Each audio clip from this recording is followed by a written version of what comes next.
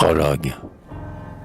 Quand le souffle tiédi des brises parfumées fait reverdir nos bois, quand le sein des zéphyrs vient peupler les ramets d'harmonieuses voix, quand le printemps doré vient déployer son aile sur la nature en fleurs, quand le bosquet revêt sa robe solennelle, sa robe aux 100 couleurs, quand la forêt reprend ses suaves murmures et son front rajeunit, quand les oiseaux du ciel sous l'arceau des ramures ont suspendu leur nid, quand on voit reverdir sous l'effort de la sève les troncs chauves et nus, et que tout ce qui vit s'émeut, palpite et rêve des plaisirs inconnus.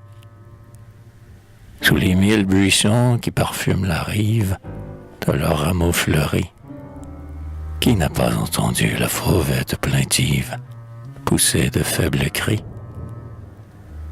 Qui n'a pas remarqué sa frayeur maternelle et sous le feuillage agité, la pauvrette cherchant, tournant, battant de l'aile autour de son nid déserté?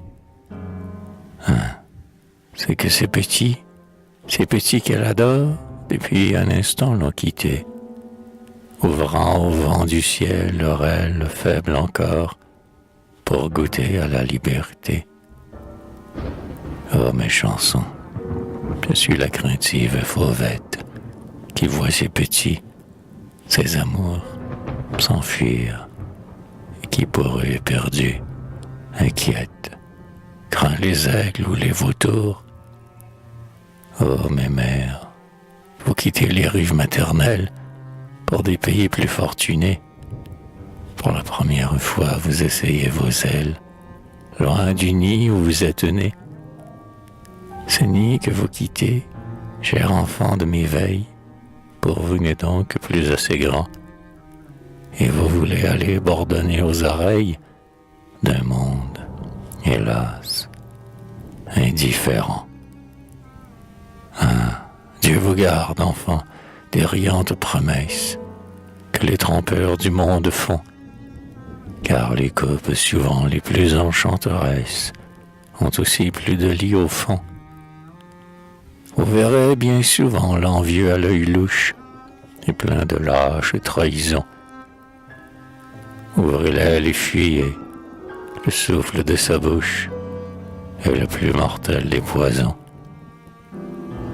Évitez les sentiers de l'égoïste infâme, de sa personne seule et pris, et de tous ceux qui n'ont sur la lèvre et dans l'âme que le sarcasme et le mépris. Et puis, dans votre course errante et vagabonde, puissiez-vous toujours avoir, pour tous les pauvres cœurs déshérités du monde, un mot d'amour, un mot d'espoir.